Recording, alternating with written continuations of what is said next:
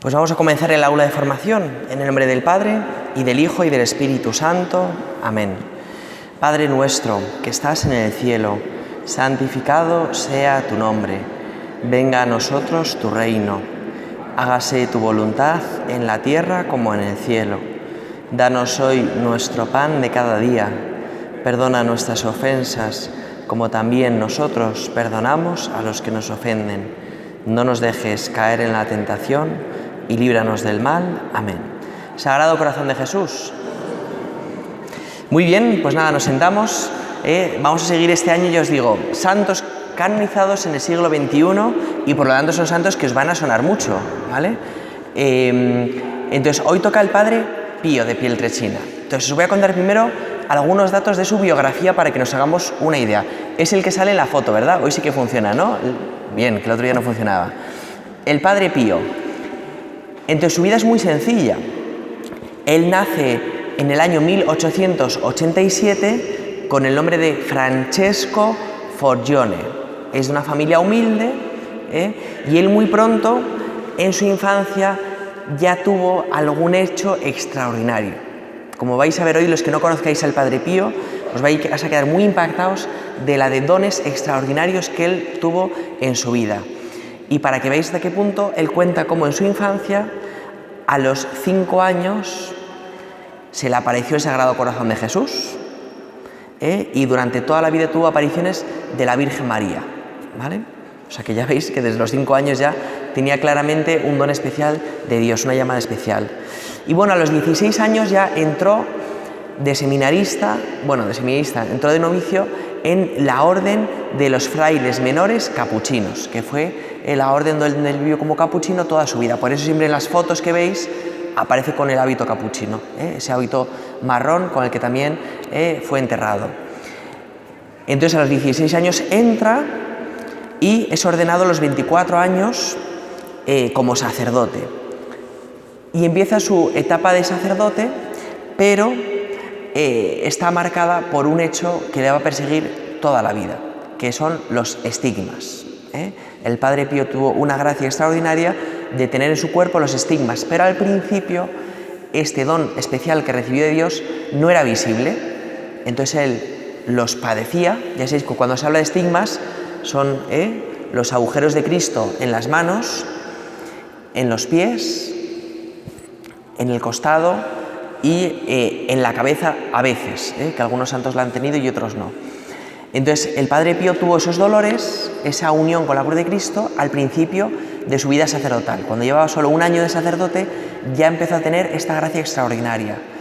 Y años después, en el año 1918, empezaron a ser visibles esos estigmas. Y ya para toda la vida, todo lo que le dio de vida, ya fueron visibles los estigmas hasta que falleció, que es como una de las grandes cosas llamativas de este santo. Su vida, entonces él, como tiene este problema de la enfermedad, por así decirlo, la orden franciscana decide llevarle a San Giovanni Rotondo y quedarse allí hasta que se curase un poco, hasta que se estableciese. Pero a raíz de los estigmas, a raíz de todo esto que ocurrió, que empezó a haber fama, y entonces la gente iba a verle, querían ver a ese fraile que tenía los estigmas. Y entonces, ¿qué ocurrió? Pues lo que a veces pasa en la Iglesia, que es que empiezan a correr bulos falsos de que, pues eso, que es un poco locura, que hay falsedad, que hay mentira, cosas de estas. Y entonces la Santa Sede, como prevención, le pide al Padre Pío que deje de celebrar públicamente la Santa Misa, porque la gente va a verle. Porque claro, cuando celebraba la Santa Misa, siempre llevaba guantes para que no se le viesen los estigmas, pero claro, al celebrar misa se ve la sangre, ¿no? Entonces, aunque los llevaba marrones y tal, pero se veía. Entonces la gente quería ver a ese santo estigmatizado, ¿no?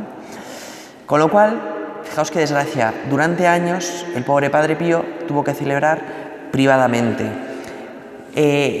Confesionario me suena, porque lo he intentado buscar pero no lo he encontrado, que también incluso estuvo años sin poder confesar públicamente, pero aquí me puedo meter la pata. Pero sí que celebrar la misa le pidieron no hacerla, hasta que ya por fin en el año 1933 le permitieron otra vez volver a celebrar la misa públicamente y confesar de forma ordinaria. ¿Y entonces qué ocurrió? Pues que tanta gente acudía a confesarse. San Giovanni Rotondo es como quien dice, yo qué sé, un pueblo de la sierra, ¿no? O sea, no es un centro de ciudad grande, no, es un pueblo sencillo, ¿no? Pues había colas y colas de gente para confesarse.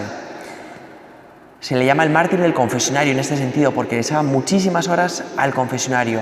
Y llegó un punto en el cual tuvieron que poner un ticket para que la gente no se colase en el confesionario, porque había gente que pasaba 8 horas para confesarse y por lo tanto, pues para poner un poco de orden, había policía incluso para controlarse. Imaginaos en un pueblo, ahí, ¿no? A lo lejos, claro, por poner ejemplos más sencillos, ¿no?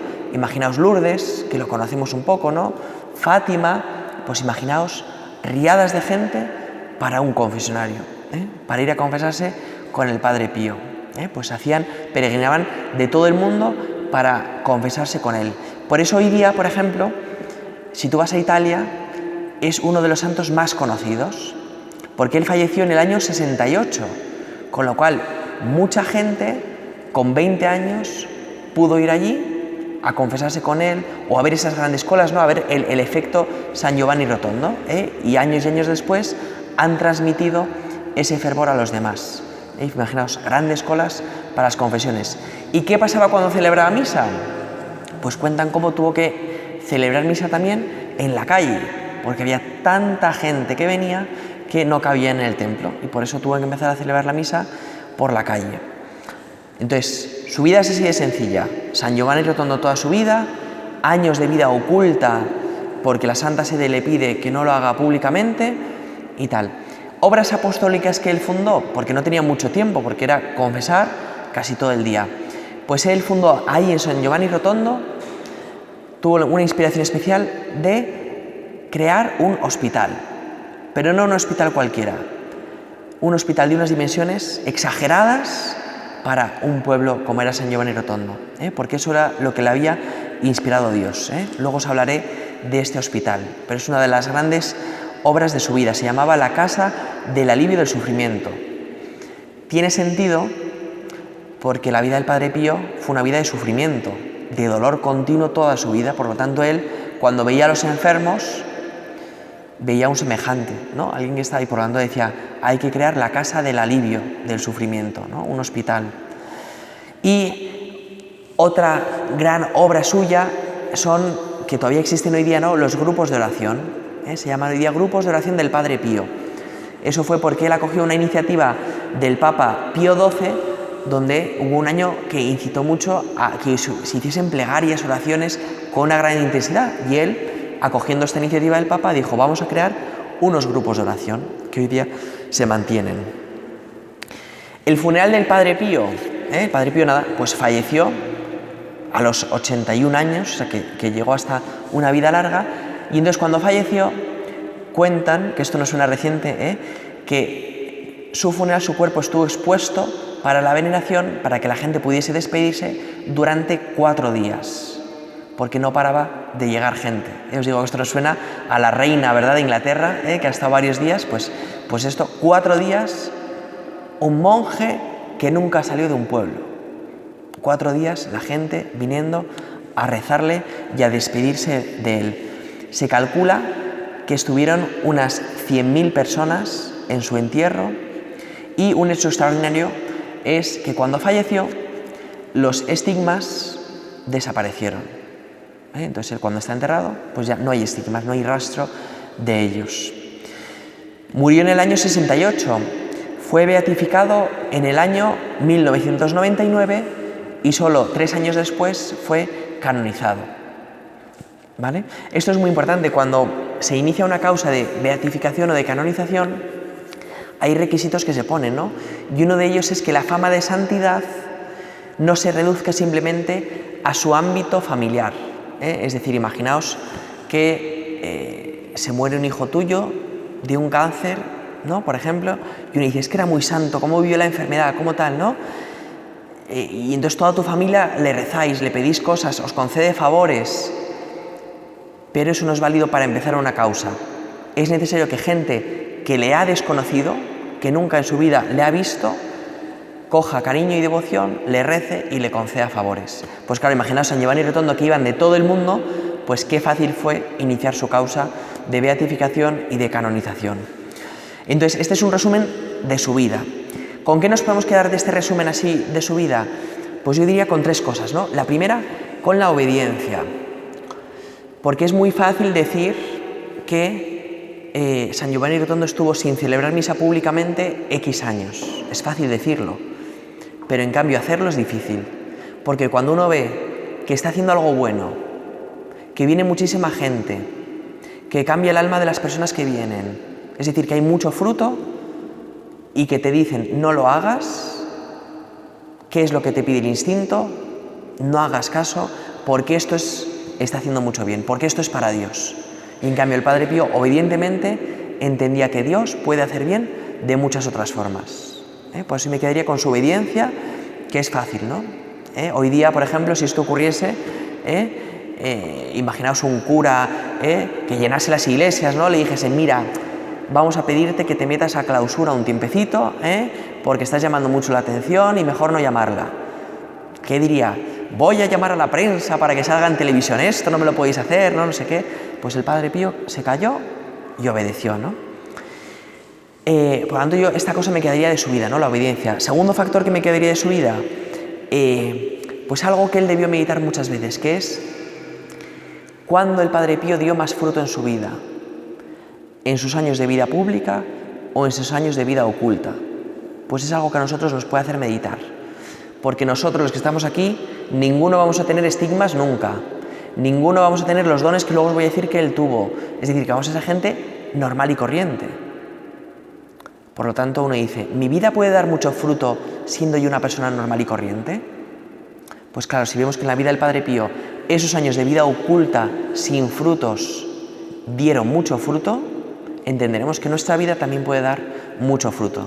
Por eso yo creo que es otra segunda enseñanza que podemos aprender, ¿no? Y la tercera enseñanza de su vida, ¿cuál sería? Que él supo poner sus talentos al servicio de la Iglesia. Y por eso cuando le decimos mártir del confesionario, entendemos que él tenía un gran don para confesar, pero a la vez tenía que sentarse a confesar, que eso cuesta. Yo que confieso, el confesionario se te hace incómodo cuando llevas ahí una horita. Pues imaginaos el que pasaba 8 horas y su confesionario no es acolchado, porque hay imágenes de él, ¿no? Es de madera, normal y corriente.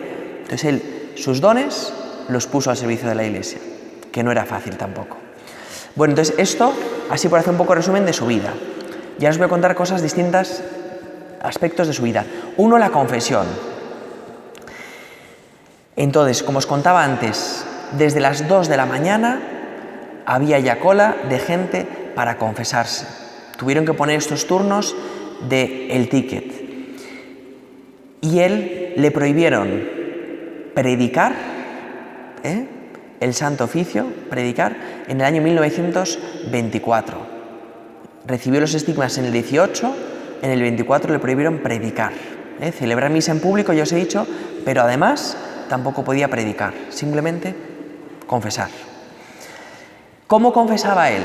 Uno dice, oye, si era tan atractivo, si la gente iba tanto a confesarse, ¿cómo confesaba él? Pues os voy a leer un párrafo que define un poco cómo era él en el confesionario. Dice, suele suceder que tenga más indulgencia con un gran pecador que lo conmueve por su ignorancia de las leyes divinas que un creyente que no cumple con sus deberes religiosos. En donde no encuentra hipocresía, sino sinceridad, se muestra bondadoso, pero a veces sorprende por su brusquedad, cuando con palabras duras y cortantes denuncia el escándalo. Es decir, que combinaba ser misericordioso con una persona dura en la confesión, ¿vale? Curioso, ¿no? Imaginaos que uno va a confesarse y te empieza a decir cosas bruscas de tu vida, Pues así era el Padre Pío, y la gente iba a confesarse porque pues necesitaba las dos cosas. Y entonces él tenía una capacidad, un don extraordinario de Dios, que era la capacidad de leer las mentes del confesor. Es decir, que él cuando acudía a un penitente, por un don especial de Dios, conocía sus pecados. Y entonces, este don que él tenía, ¿cómo lo aplicaba en la confesión? De dos formas, cuentan los que se han confesado con él.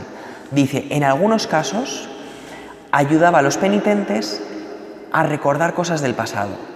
Es decir, que se confesaban y había fragmentos que no se acordaban y entonces él les daba alguna pista.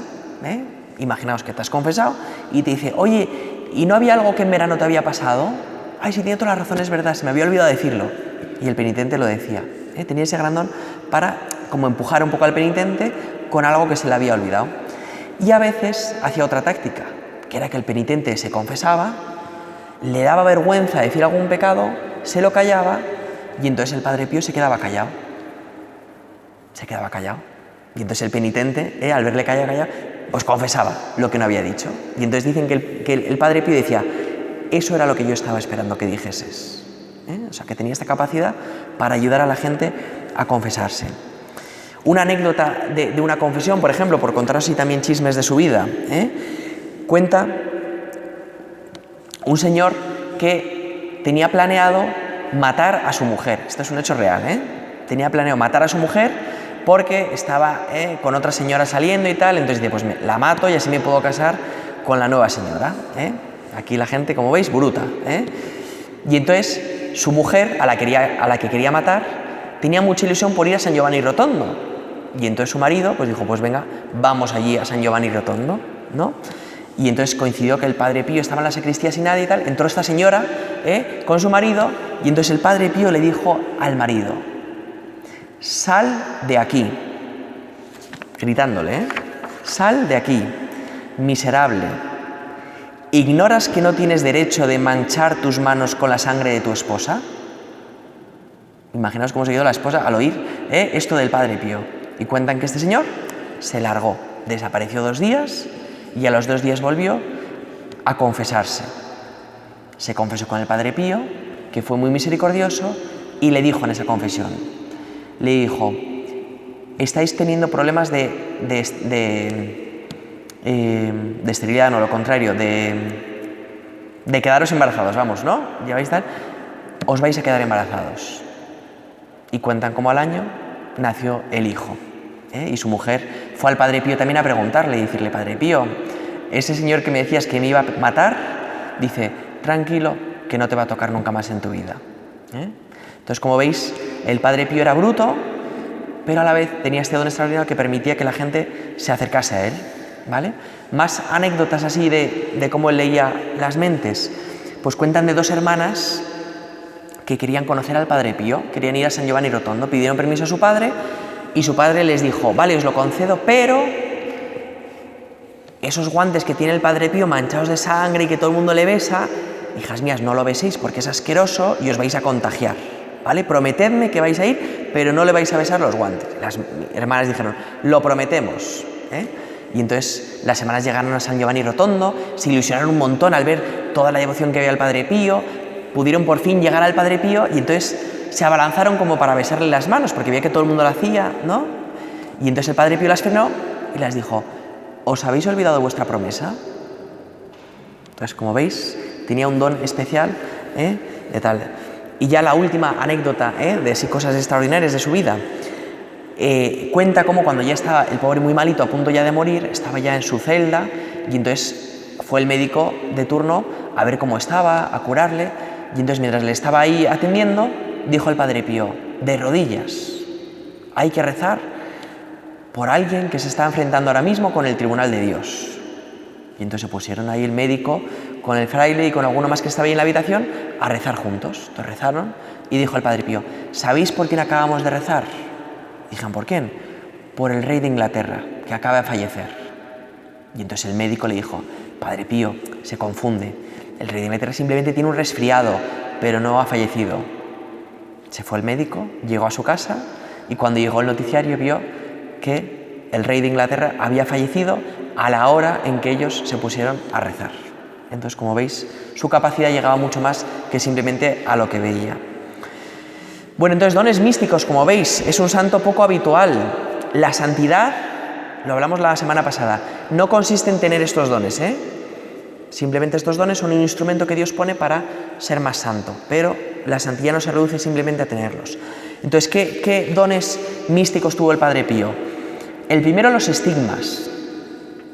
que son las heridas de Cristo, que ya os dije que al principio no se veían y 8 años después se empezaron a ver. ¿Qué tamaño tenían? Pues cuentan que el agujero que tenían en la mano era de una moneda de 2 centímetros de diámetro, es decir, que era una cosa grande, ¿no? Perdía al día como una taza de té, de sangre, más o menos todos los días durante 50 años. Los estigmas, ¿qué características tenían? En la Iglesia ha habido más santos que han tenido estigmas, por ejemplo, San Francisco de Asís, Santa Catalina de Siena, Gemma Galgani, ¿vale? Ha habido varios santos. ¿Qué característica tiene alguien que está estigmatizado? Que son heridas que no cicatrizan. Cuando tú y yo nos hacemos una herida, salvo que tengamos problemas de coagulación, la herida cicatriza. Pues estos son heridas abiertas que no cicatrizan nunca. Y otra característica especial que tienen es que no huelen mal. Porque normalmente una herida, al cabo no, huele mal, la sangre huele mal. Entonces, estos estigmas no huelen mal, salvo Santa Rita, que la pobre le olía fatal el estigma que tenía aquí de una corona de espinas, que eso sí que apestaba, pero estos santos estigmatizados lo normal es que no huelan mal. De hecho, algunos de ellos olían bien. Y entonces estas estigmas del Padre Pío fueron examinados por médicos y no tuvieron explicación médica de lo que le ocurría. Cuando falleció, lo mismo, se cerraron, no hay rastro de ellas, por lo tanto, pues la ciencia no sabe explicar los estigmas. ¿Qué sentido tiene los estigmas? Pues unirse a la pasión de Cristo, no tiene más sentido. ¿Por qué Dios provoca esto en las almas? Uno puede pensar, ¿no? ¿Por qué Dios hace sufrir a la gente dándoles esto?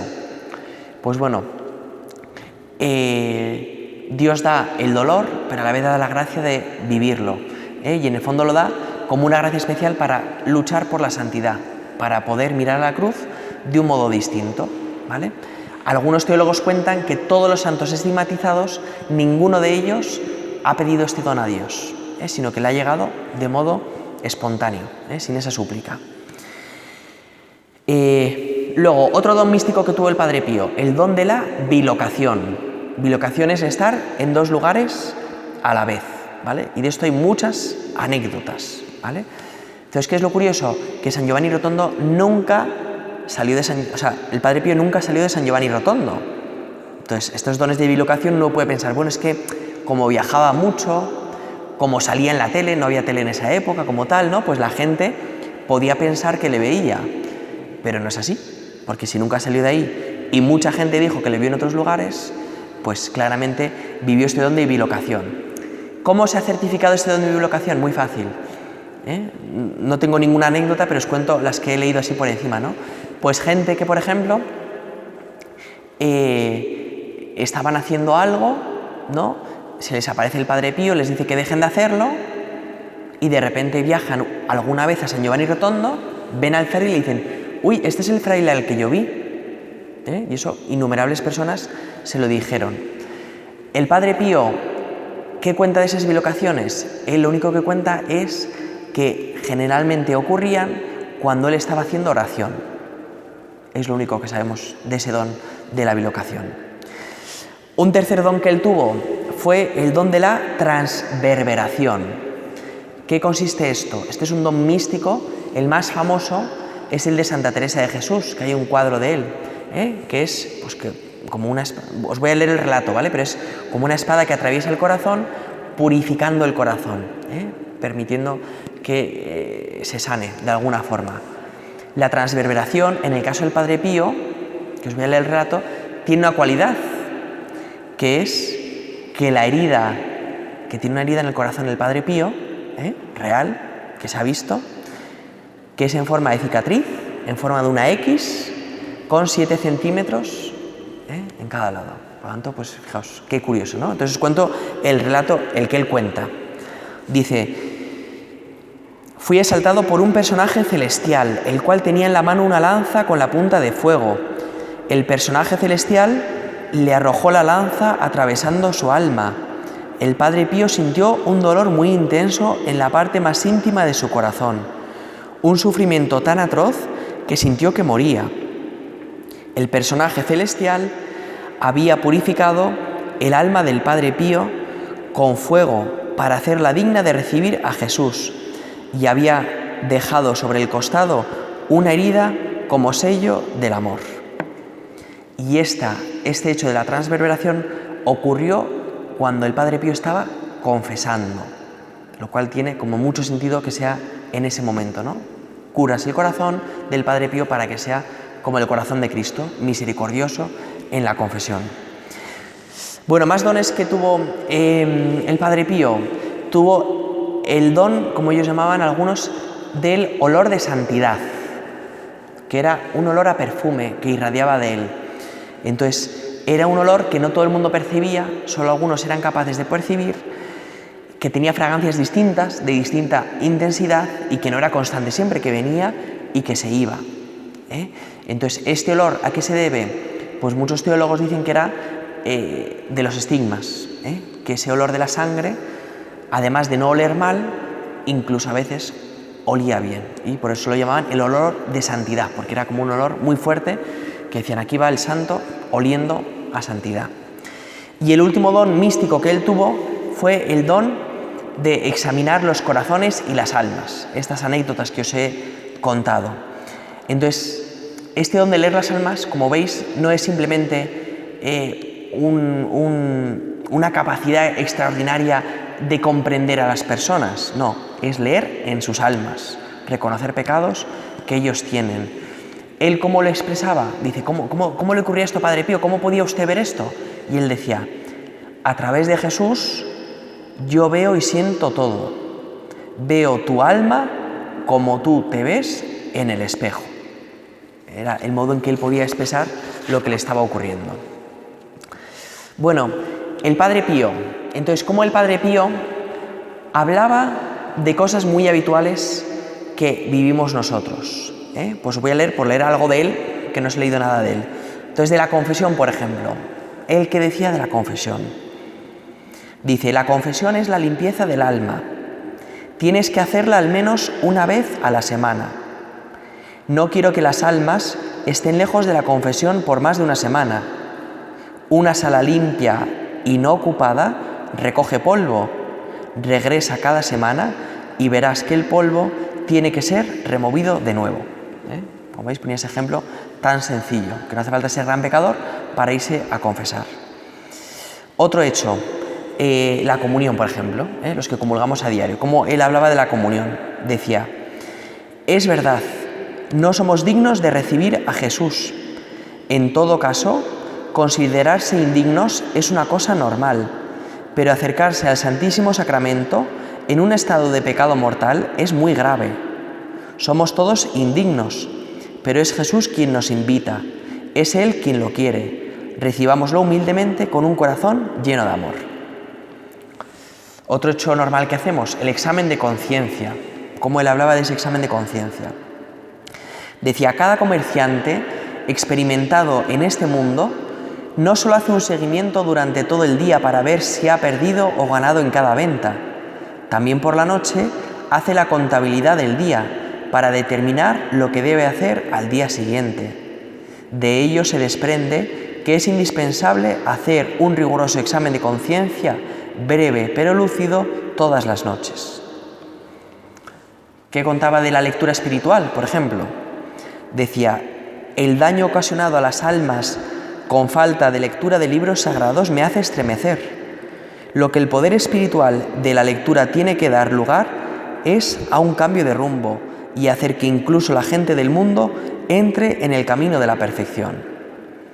Y ya por último, la oración, ¿no? Por decir así algunas cosas cotidianas que hacemos los cristianos, la oración. Él decía, si no logras orar bien, nunca te detengas de hacer tu deber. Si las distracciones son numerosas, no te acobardes. Decide la duración de tu oración y no la abandones antes de terminar. ¿Por qué te preocupas de no ser capaz de orar como quisieras? La oración es un medio para llegar a Dios, no es un objetivo en sí mismo. ¿Vale? Entonces esto de cosas cotidianas.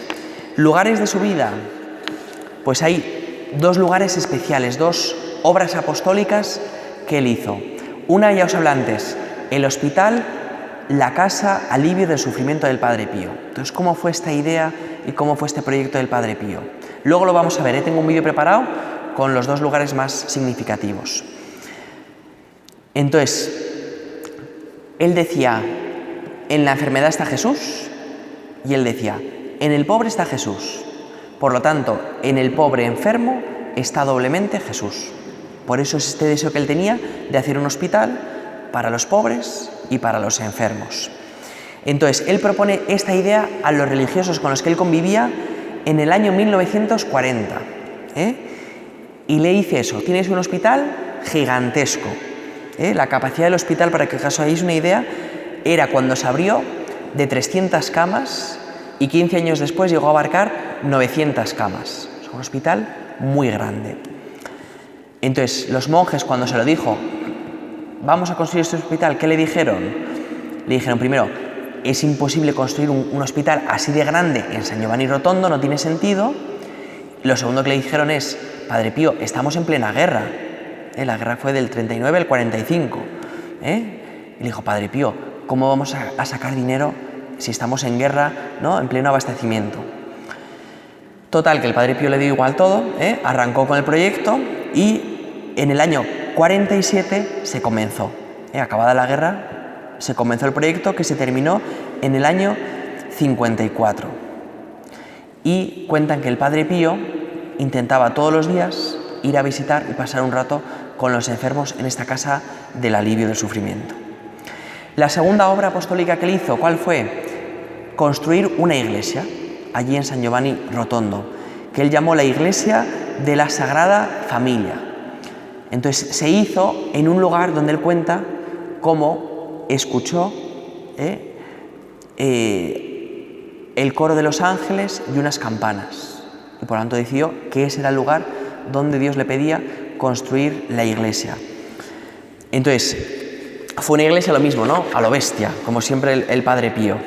Y entonces, cuando estaban en plena construcción de la iglesia, ¿qué ocurría? Imaginaos, ¿no? Esto es un pueblo, en un sitio alto, y entonces en la construcción dijeron, Padre Pío, tenemos problema con el agua, hay mucha escasez de agua, por lo tanto, el agua lo necesitamos para todo, para hacer cemento, para beber nosotros.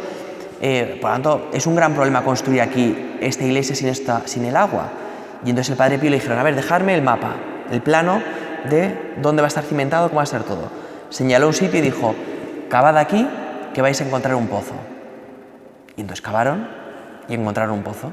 Y entonces ese pozo se conserva y es del que ahora se nutre toda la obra y se sigue nutriendo, ¿verdad?, esa zona. Por lo tanto, como veis, una vida muy extraordinaria. Luego os voy a leer un texto. Ya estamos casi terminando, un texto donde el padre Derobet, hijo espiritual del Padre Pío, cuenta cómo el Padre Pío le explicó a este señor cómo había que vivir la misa, para que nos ayude a nosotros a vivir la Santa Misa. Entonces la asociaba a la pasión de Cristo, como vais a ver. Entonces explicaba cómo en cada momento de la misa uno puede unirse a algún momento de la pasión de Cristo. Os lo voy a leer. Él me había explicado poco después de mi ordenación sacerdotal que celebrando la Eucaristía había que poner en paralelo la cronología de la misa y la de la pasión. Se trataba de comprender y de darse cuenta, en primer lugar, de que el sacerdote en el altar es Jesucristo. Desde ese momento, Jesús, en su sacerdote, revive indefinidamente la pasión. Desde la señal de la cruz inicial hasta el ofertorio, es necesario reunirse con Jesús en Getsemaní. Hay que seguir a Jesús en su agonía, sufriendo ante esta marea negra de pecado. Hay que unirse a Él en el dolor de ver que la palabra del Padre que Él había venido a traernos no sería recibida o sería recibida muy mal por los hombres. Y desde esta óptica había que escuchar las lecturas de la misa como estando dirigidas personalmente al ofertorio. El ofertorio es el arresto, la hora ha llegado. El prefacio es el canto de alabanza y de agradecimiento que Jesús dirige al Padre que le ha permitido llegar por fin a esta hora. Desde el comienzo de la plegaria eucarística hasta la consagración, nos encontramos rápidamente con Jesús en la prisión, en su atroz flagelación, su coronación de espinas y su camino de la cruz por las callejuelas de Jerusalén, teniendo presente en el momento a todos los que están allí y a todos aquellos por los que pedimos especialmente. La consagración nos da el cuerpo entregado ahora, la sangre derramada ahora. Es místicamente la crucifixión del Señor, y por eso el Padre Pío de Pietrelcina sufría atrozmente en este momento de la misa. Nos reunimos enseguida con Jesús en la cruz y ofrecemos desde este instante al Padre el Santísimo Redentor. Es el sentido de la oración litúrgica que sigue inmediatamente a la consagración. El por Él, con Él y en Él corresponde al grito de Jesús: Padre, a tus manos encomiendo mi espíritu. Desde ese momento el sacrificio es consumado y aceptado por el Padre. Los hombres en adelante ya no están separados de Dios y se vuelven a encontrar unidos. Es la razón por la que en ese momento se recita la oración de todos los hijos, Padre nuestro. La fracción del pan marca la muerte de Jesús. La intinción, el instante en el que el Padre, habiendo quebrado la hostia, símbolo de la muerte, deja caer una partícula del cuerpo de Cristo en el cáliz de la preciosa sangre, marca el momento de la resurrección, pues el cuerpo y la sangre se reúnen de nuevo y es a Cristo vivo a quien vamos a recibir en la comunión. La bendición del sacerdote marca a los fieles con la cruz como signo distintivo y a la vez como escudo protector contra las astucias del maligno.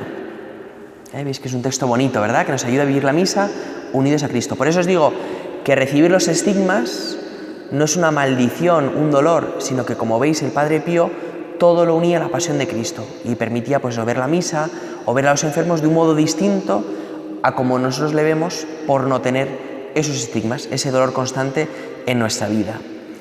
Y ya por último, os relato uno de sus milagros, porque el Padre Pío ha concedido pero infinitos favores en la historia de la humanidad y muchos milagros. Como veis, hacía en vida muchos, pues también en su muerte después también. Entonces, el milagro de su canonización.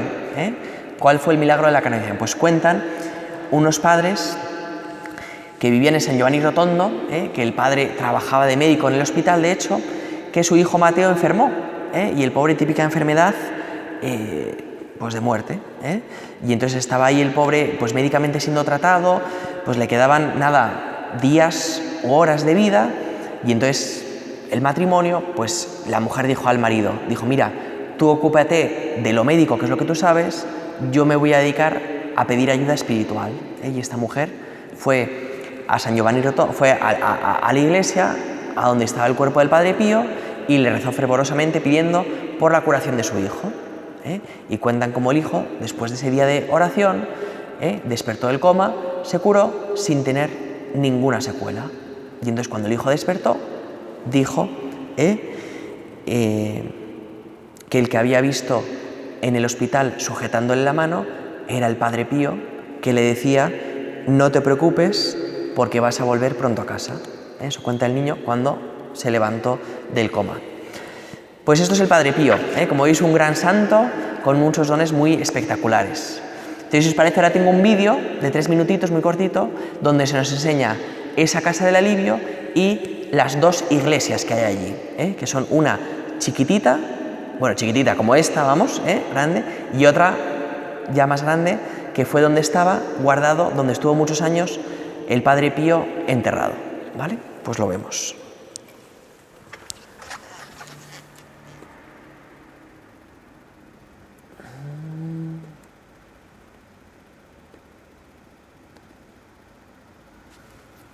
A ver si lo veis, No veis nada todavía, ¿no?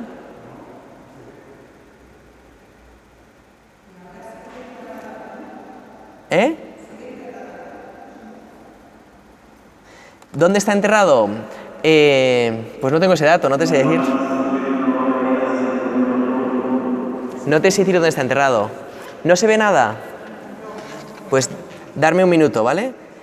Luis, porfa, apaga las luces. Lo vuelvo a arrancar, ¿vale? El programa este. ¿Alguna duda de San Giovanni mientras? Yo, como veis, no soy experto de los santos, ¿eh? Yo me los trabajo y os digo lo que puedo y lo que sé, ¿eh? Pero seguro que vosotros sabéis mucho más. Por eso puedo meter la pata alguna vez en alguno de estos. Pero Didi, Susana. ¿En dónde? Ah, perdón, está enterrado aquí en la iglesia. Sí, sí, sí, ahora lo vais a ver en la imagen. Lo que pasa es que estuvo en una iglesia y luego ya la trasladaron a la grande, ¿vale? Por eso hay como donde estaba antes y ahora vais a ver dónde está ahora enterrado. Ahora ya sí, ¿no? Venga, pues vamos allá. Hay un señor que va contando todo, ¿vale? Aquí en la iglesia